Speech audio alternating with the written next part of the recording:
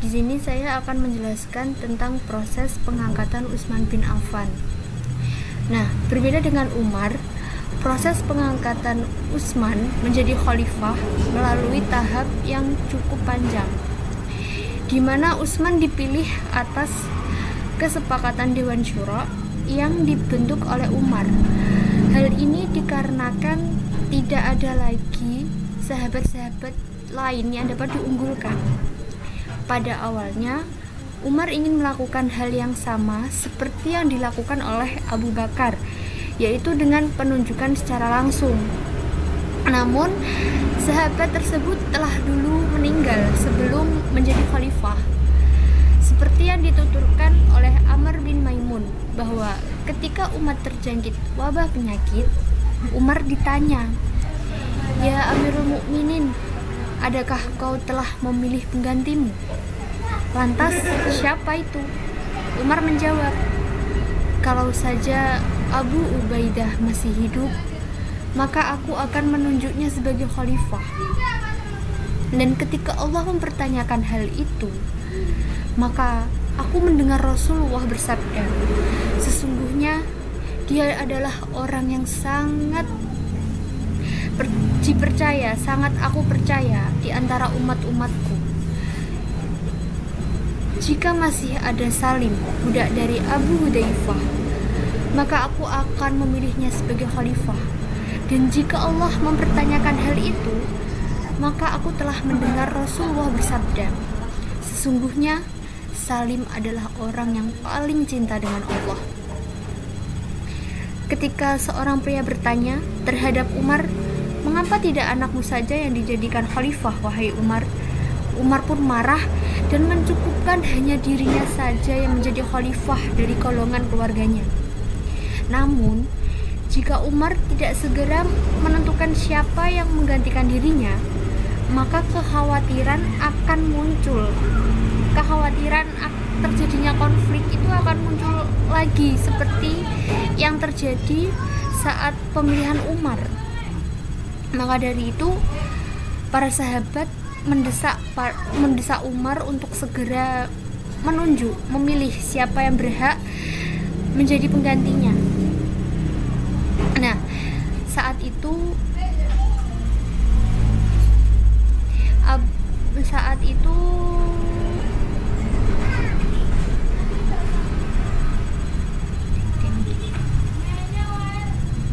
Tolha saat itu Tolha tidak ada di Madinah. Dan tersisa lima anggota Dewan Syuro. Lalu Abdurrahman mengusulkan untuk salah satu dari kelima Dewan Syuro ini mengundurkan diri. Tapi tidak ada yang mau karena mereka tergiur oleh jabatan dan ambisi untuk menguasai kekuatan Islam. Hingga pada akhirnya Abdurrahman mengalah dan disusul oleh Sa'ad dan Zubair. Tersisa dua yaitu Utsman dan Ali. Nah, saat tersisa dua Utsman dan Ali, Abdurrahman dipercaya oleh Umar untuk memimpin jalannya syura. Abdurrahman berkeliling ke rumah-rumah warga di Madinah dan berkeliling ke sahabat-sahabat Nabi, mempertanyakan siapa yang pantas untuk jadi penggantinya Umar. Abdurrahman bertanya kepada Ali, "Wahai Ali, menurutmu siapa yang pantas untuk dijadikan penggantinya Umar?" Ali menjawab, "Utsman." Terus Abdurrahman juga bertanya kepada Zubair dan Sa'ad. Mereka berdua jawabannya sama, Utsman. Lalu Utsman didatangi oleh Abdurrahman, "Wahai Utsman, siapa yang pantas untuk dijadikan penggantinya Umar?" Utsman menjawab, "Ali." Di sini lebih unggul Utsman lebih unggul 3 poin. Akhirnya akhirnya Abdurrahman memutuskan untuk membaiat Utsman dan mengumpulkan semua masyarakat Madinah dan membaiat Utsman waktu itu juga. Assalamualaikum warahmatullahi wabarakatuh. Saya akan melanjutkan presentasi dari kelompok saya, yakni sistem pemerintahan Khalifah Utsman bin Affan. Utsman bin Affan menjabat semenjak 23 sampai 35 Hijriah atau 644 sampai 656 Masehi, dengan masa kekhalifahan terlama yaitu 12 tahun.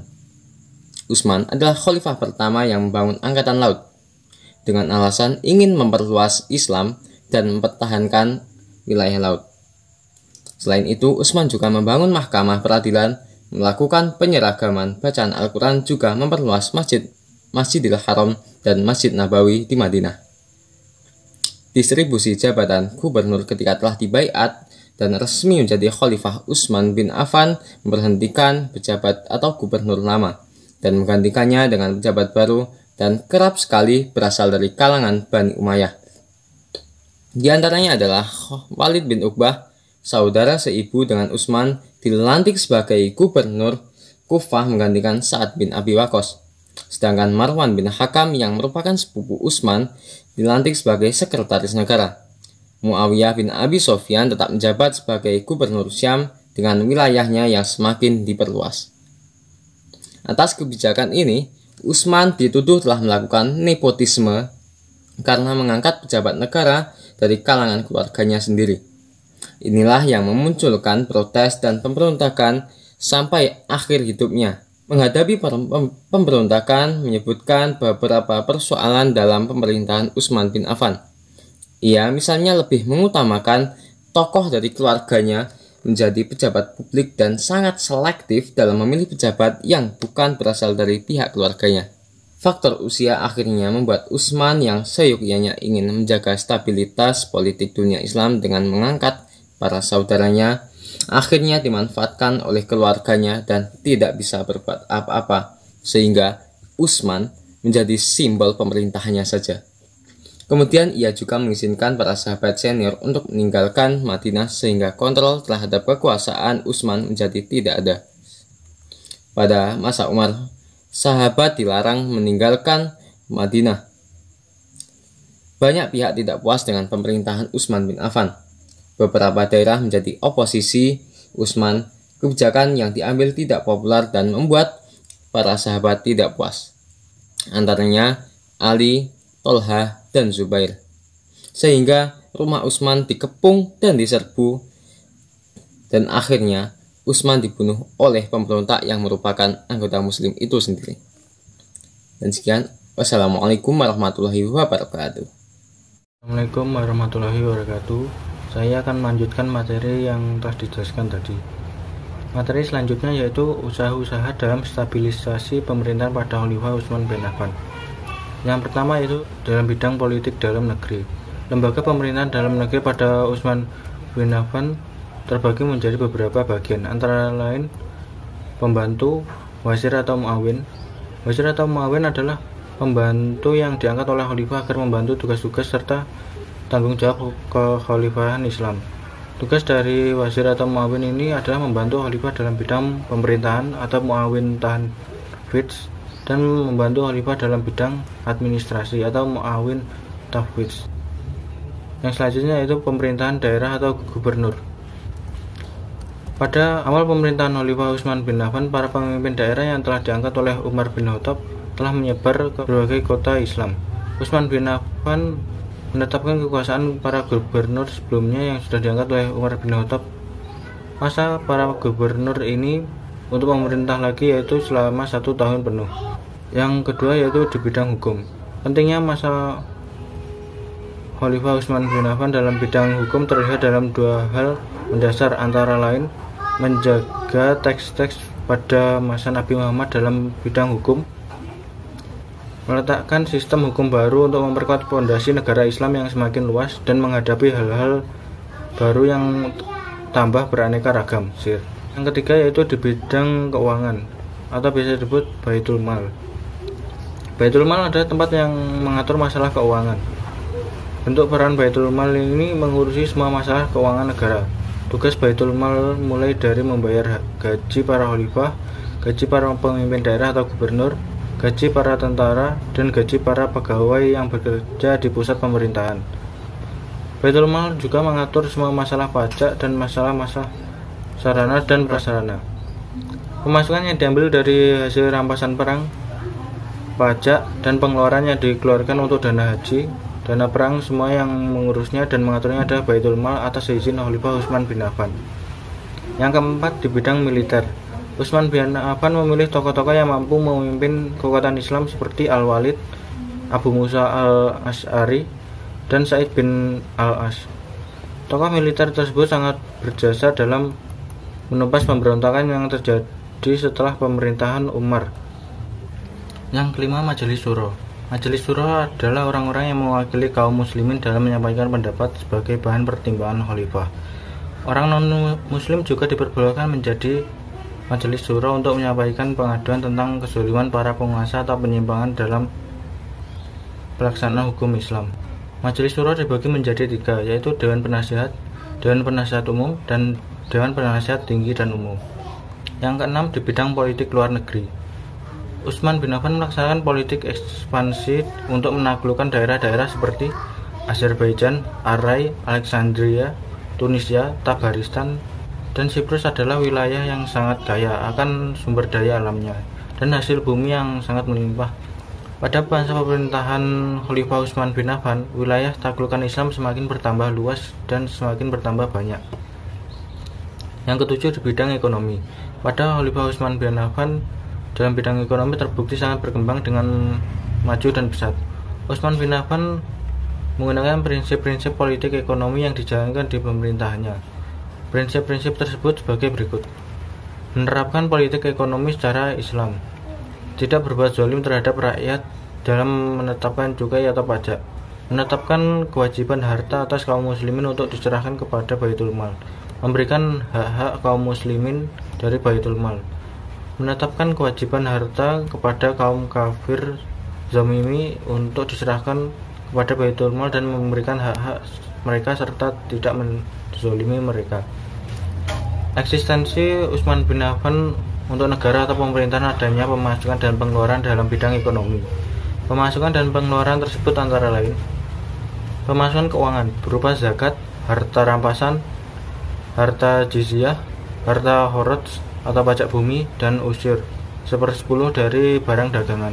Pengeluaran keuangan berupa gaji para wali kota dari kas Baitul Mal, gaji para tentara dari kas Baitul Mal, kas umum untuk haji dari Baitul Mal, dana perluasan Masjidil Haram dari Baitul Mal, dana pembuatan armada laut pertama kali, dana pengalihan pantai dari Shuaibah ke Jeddah, dana pengeboran sumur dari Baitul Mal, dana untuk para muadzin dari Baitul Mal, dan dana untuk tujuan-tujuan mulia Islam. 8. Bidang sosial. Pada masa Khalifah Umar bin Khattab, masyarakat tidak diberi kebebasan untuk melakukan segala hal. Semua kaum muslimin tidak diperbolehkan untuk keluar daerah kecuali harus dengan izin dan untuk waktu Pada masa Khalifah Utsman bin Affan telah memberi kebebasan kepada umatnya untuk keluar daerah. 9. Bidang agama. Mengerjakan sholat. Pada tahun 29 Hijriah atau 650 Masehi, Utsman bin Affan mengerjakan sholat 4 rakaat di Mina secara berjamaah. Sholat yang dilaksanakan Utsman bin Affan ini membawa kebingungan terhadap para sahabatnya. Ketika semua orang mengerjakan sholat berjamaah sebanyak 2 rakaat, maka Utsman bin Affan mengerjakan sholat sebanyak 4 rakaat. Kebijakan yang diambil oleh Utsman bin Affan dengan mengerjakan sholat 4 rakaat penuh di Mina dan Arafah merupakan bentuk kasih sayangnya terhadap umat Islam. Yang selanjutnya yaitu ibadah haji. Khalifah Utsman bin Affan adalah salah satu orang yang mengerti tentang hukum-hukum ibadah haji. Utsman bin Affan melarang umatnya untuk beribadah haji jika tidak sesuai hukum-hukum haji. Yang selanjutnya yaitu pembangunan masjid. Pembangunan masjid seperti Masjidil Haram dan Masjid Nabawi dan Masjid Quba. Pembukuan Al-Quran. Penyusunan kitab suci Al-Quran adalah salah satu hasil dari pemerintahan Khalifah Utsman bin Affan. Tujuan penyusunan kitab suci Al-Quran ini untuk mengakhiri perbedaan-perbedaan serius dalam bacaan Al-Quran. Utsman bin Affan menginginkan saling bersatunya umat Islam dalam satu bahasa bacaan. Perluasan wilayah. Pada masa Khalifah Utsman terdapat juga beberapa upaya perluasan daerah kekuasaan Islam, diantaranya adalah melanjutkan usaha penaklukan Persia, kemudian Tabaristan, Azerbaijan, dan Armenia.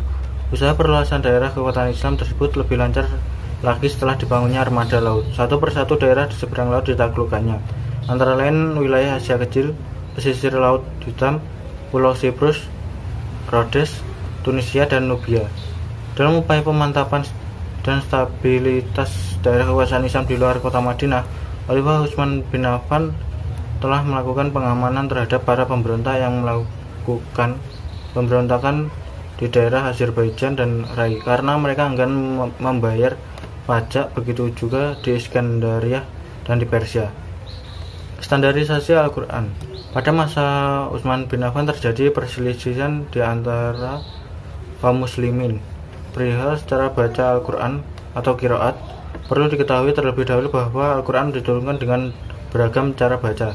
Karena perselisihan ini hampir saja terjadi perang saudara. Kondisi ini dilaporkan ke Hudzaifah al-Yamani kepada Khalifah. Menanggapi laporan tersebut, Khalifah Utsman memutuskan untuk melakukan penyeragaman cara baca Al-Quran. Cara baca inilah yang akhirnya secara resmi dipakai oleh kaum muslimin. Dengan demikian perselisihan dapat diselesaikan dan perpecahan dapat dihindari. Satu mushaf disimpan di Madinah. Mushaf inilah yang kemudian dikenal dengan Mushaf Utsmani.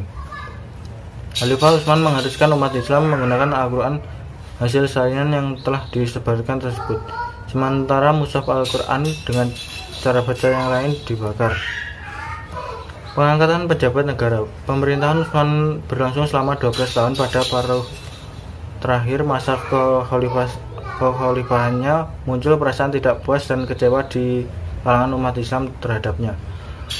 Kepemimpinan Utsman sangat berbeda dengan kepemimpinan Umar. Ini mungkin karena umurnya yang lebih lanjut, diangkat dalam usia 70 tahun dan sifatnya yang lemah lembut. Akhirnya pada tahun 35 Hijriah atau 655 Masehi, Utsman dibunuh oleh kaum pemberontak yang terdiri dari orang-orang yang kecewa itu. Salah satu faktor yang menyebabkan banyak yang kecewa terhadap kepemimpinan Utsman adalah kebijaksanaannya mengangkat keluarga dalam kedudukan tinggi. Yang terpenting diantaranya adalah Marwan ibnu Hakam. Dialah yang pada dasarnya menjalankan pemerintahan, sedangkan Utsman hanya menyandang gelar khalifah. Setelah itu banyak anggota keluarganya yang duduk dalam jabatan-jabatan penting. Dia juga tidak tegas terhadap kesalahan bawahan. Harta kekayaan negara oleh kerabatnya dibagikan tanpa terkontrol oleh Utsman sendiri. Selanjutnya pembangunan fisik. Meskipun demikian, tidak berarti bahwa pada masa Utsman tidak ada kegiatan-kegiatan yang penting. Utsman berjasa membangun bendungan untuk menjaga arus banjir yang besar dan mengatur pembagian air ke kota-kota. Dia juga membangun jalan-jalan, jembatan-jembatan, masjid-masjid. Sekian dari kelompok kami. Apabila ada kurang lebihnya kami mohon maaf. Wassalamualaikum warahmatullahi wabarakatuh.